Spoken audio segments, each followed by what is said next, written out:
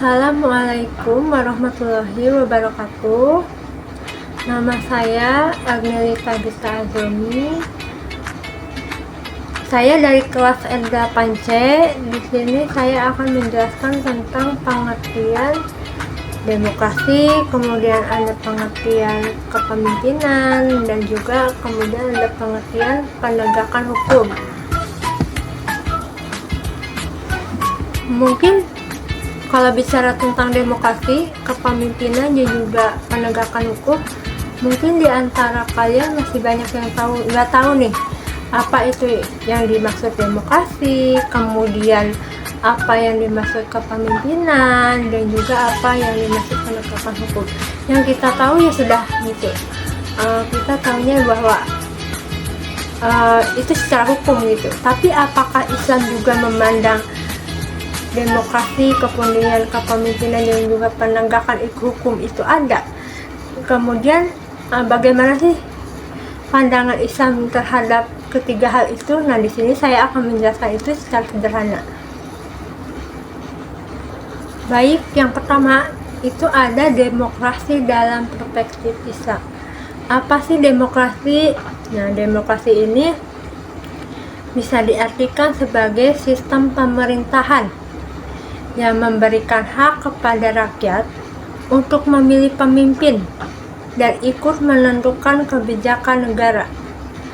Dalam Islam sendiri, konsep yang mirip dengan demokrasi adalah musyawarah atau syura, yaitu menyelesaikan masalah dan mengambil keputusan bersama melalui diskusi dan juga pertimbangan bersama.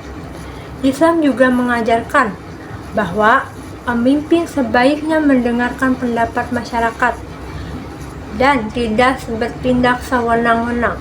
Namun dalam Islam juga, keputusan yang diambil tetap harus sesuai dengan ajaran dan nilai-nilai syariat Islam. Di sini bisa diartikan demokrasi itu sebagai yang selalu kita lakukan gitu setiap 5 tahun sekali, seperti pemilihan presiden, kemudian pemilihan kepala-kepala daerah lainnya. Nah, itu disebut demokrasi gitu. Nah, kemudian dalam Islam juga ternyata ada loh gitu konsep yang kemudian mirip dengan demokrasi, yaitu musyawarah atau syura, yaitu memiliki pengertian tadi seperti menyelesaikan masalah dan juga mengambil keputusan bersama melalui perantara diskusi dan juga pertimbangan bersama. Kemudian ada yang kedua, ada pengertian kepemimpinan dalam perspektif Islam. Nah, apa sih itu pemimpin? Kemudian bagaimana sih Islam memandang kepemimpinan itu? Jadi menurut saya kepemimpinan itu adalah seorang individu atau seseorang lah yang kemudian beliau ini mengemban tugas untuk memimpin gitu, memimpin suatu kelompok. Kemudian tugasnya itu di sana beliau memberikan arahan, kemudian memberikan nasihat, seperti itu sih pengertian kepemimpinan menurut saya. Nah, kemudian dalam Islam, kepemimpinan ini merupakan suatu hal atau suatu tugas yang memiliki amanat dan tanggung jawab yang besar. Dalam Islam sendiri juga mengartikan seorang pemimpin harus bersikap adil, kemudian jujur, bijaksana, dan mengutamakan kepentingan masyarakat. Jadi seorang pemimpin ini harus hendaknya memiliki sifat adil, jujur, dan juga bijaksana. Adil itu seperti semacam bisa memperlakukan masyarakatnya atau orang-orang di bawahnya itu dengan adil. Kemudian jujur dalam mengemban tugas, jujur dalam memegang amanah, dan juga bisa bijaksana dalam mengambil keputusan. Selain dari itu, pemimpin juga harus menjadi teladan bagi orang-orang yang dia pimpin. Salah satu contoh yang bisa kita lihat dalam kepemimpinan ini yaitu Nabi Muhammad Shallallahu Alaihi Wasallam, yang dimana yang kita tahu beliau ini sebagai pemimpin umat Islam memiliki jiwa yang jujur, kemudian memiliki keadilan kepada umatnya, dan kemudian beliau ini mempunyai kasih sayang yang luar biasa terhadap umatnya. Nah, setelah kita menjelaskan tentang demokrasi, kemudian kepemimpinan, yang terakhir saya akan menjelaskan tentang pengertian penegakan hukum dalam perspektif Islam. Apa sih itu penegakan hukum dalam perspektif Islam?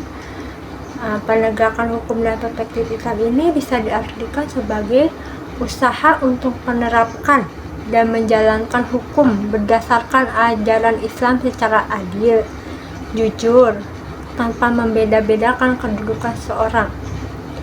Nah, tujuannya apa sih? Kemudian tujuannya ada, kalau dalam Islam ya, itu untuk menciptakan ketertiban, melindungi hak-hak masyarakat, serta mewujudkan keadilan dan kemasyarakatan bersama sesuai dengan ketentuan yang terdapat dalam Al-Quran dan Sunnah Nabi Muhammad SAW.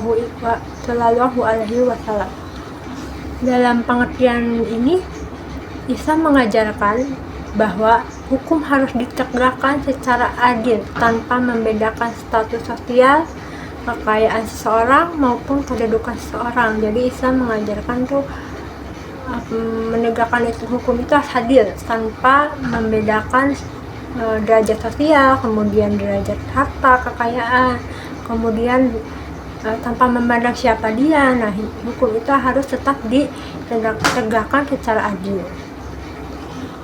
Sama seperti pengertian yang di atas, Islam juga menegakkan hukum. Dalam penegakan hukum, Islam juga menekankan prinsip, yaitu kejujuran, kemudian keadilan, dan juga tanggung jawab. Tidak boleh ada perlakuan istimewa kepada seseorang hanya karena jabatan atau kekayaannya. Itulah penjabaran tentang pengertian demokrasi, kemudian pengertian kepemimpinan, dan juga pengertian penegakan hukum dari saya. Maaf apabila dalam penjelasannya ada yang salah dan juga kurang-kurang. Wabillahi taufiq wal hidayah. Assalamualaikum warahmatullahi wabarakatuh. Dadah.